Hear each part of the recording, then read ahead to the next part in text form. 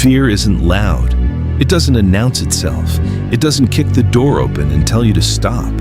It's quieter than that. It settles in slowly, almost politely, like a thought that feels reasonable, like a voice that sounds like you.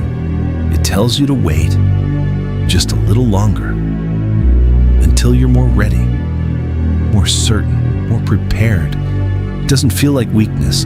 It feels like logic, like caution, like intelligence. And that's why it's so dangerous. Because you don't fight it. You agree with it. You call it planning. You call it timing. You call it being realistic. But underneath all of that, something deeper is happening, something harder to admit. You're avoiding the moment that would change you.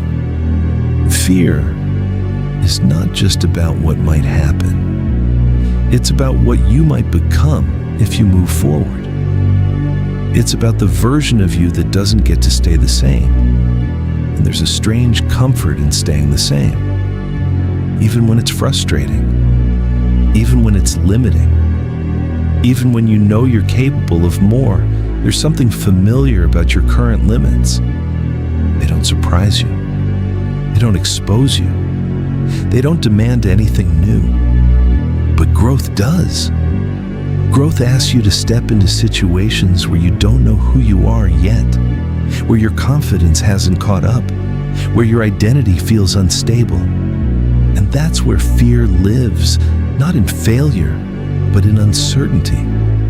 You think you're afraid of failing. You're not.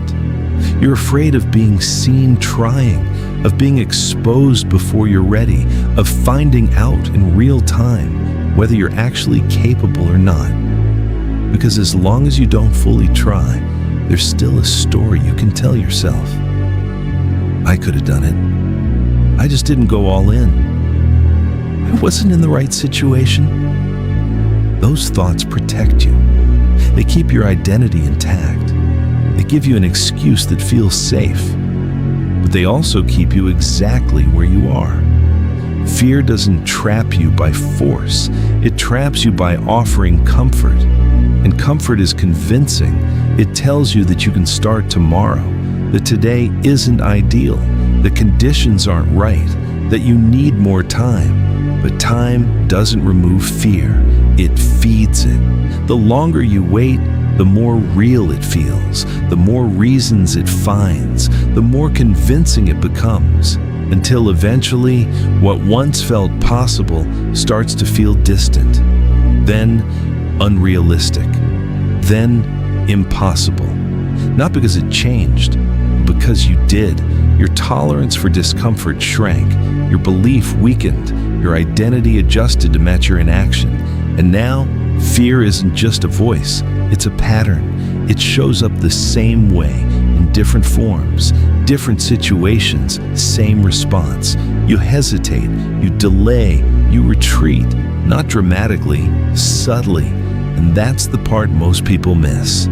Fear rarely destroys your life in one moment. It erodes it slowly through small decisions that feel insignificant at the time. The call you don't make, the idea you don't act on, the opportunity you convince yourself you're not ready for. None of them seem like a big deal on their own, but together they shape your direction. Or more accurately, they prevent it. And over time, something shifts. You stop thinking about what you want. You start thinking about what's realistic, what's safe, what fits your current identity. You shrink your vision to match your behavior, not because you don't want more, but because wanting more without acting on it becomes painful. So you adjust. You lower the standard. You redefine success. You convince yourself that this is enough, and maybe, for a while, it feels like it is. Until it doesn't. Until you have a moment of clarity. A quiet realization that something isn't right. That you've been avoiding something important. That you've been choosing comfort over truth. And that's where it gets uncomfortable. Because once you see it, you can't unsee it. You realize that fear was never the enemy. Avoidance was. Fear is just a signal, a reaction to something unknown, something uncertain, something that requires you to step beyond what you've already proven to yourself. It's not there to stop you. It's there to show you where the edge is, but you've been treating it like a wall, something to go around, something to avoid, something that means don't go there, when in reality it means the opposite. It marks the boundary between who you are and who you could become. And crossing that boundary doesn't feel good. It doesn't feel natural. It doesn't feel confident. It feels exposed. It feels unstable. It feels like you're risking something. Because you are. You're risking the version of yourself that has stayed the same for too long. You're risking your excuses, your justifications, your familiar limits, and that's not easy to let go of. Because those limits, as frustrating as they are, have also protected you. They've kept you from failing publicly, from being judged, from facing the possibility that you might not succeed. But they've also kept you from finding out what happens if you do. And that's the truth most people never face. They don't fail at what they want. They never get far enough to find out. They live in the space between intention and action, between potential and reality. Always close enough to imagine it, but never close enough to experience it. And over time, that space becomes permanent. A place where you think about what could be without ever stepping into it. Not because you can't, but because you didn't. Fear didn't stop you. You listened to it. You agreed with it. You let it decide what you were ready for. And in doing that, you gave it control over something it was never meant to control. Your direction. Because fear doesn't know what you're capable of. It only knows what you've already done. It reacts to the unknown by trying to pull you back into the familiar. But the familiar is exactly what's keeping you where you are. So the question isn't how to get rid of fear. You won't. It will always be there, in some form, every time you step into something that matters.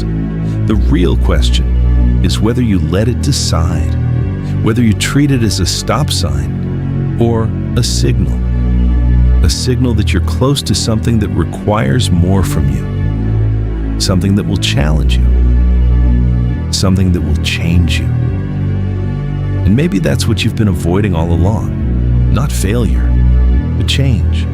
Because change is unpredictable.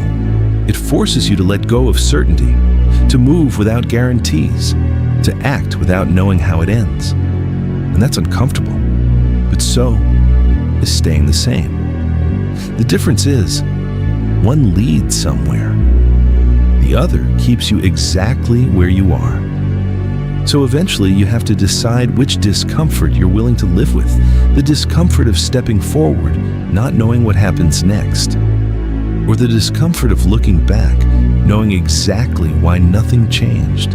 Because at some point, the fear of staying the same becomes louder than the fear of moving forward. And when that happens, something shifts. You stop waiting. Not because you feel ready, but because you understand that readiness was never the requirement. Action was. And fear never disappears before action. It fades after. Not all at once, not completely, but enough to show you that it was never as solid as it felt, that it was never a wall, just a boundary, and boundaries can be crossed.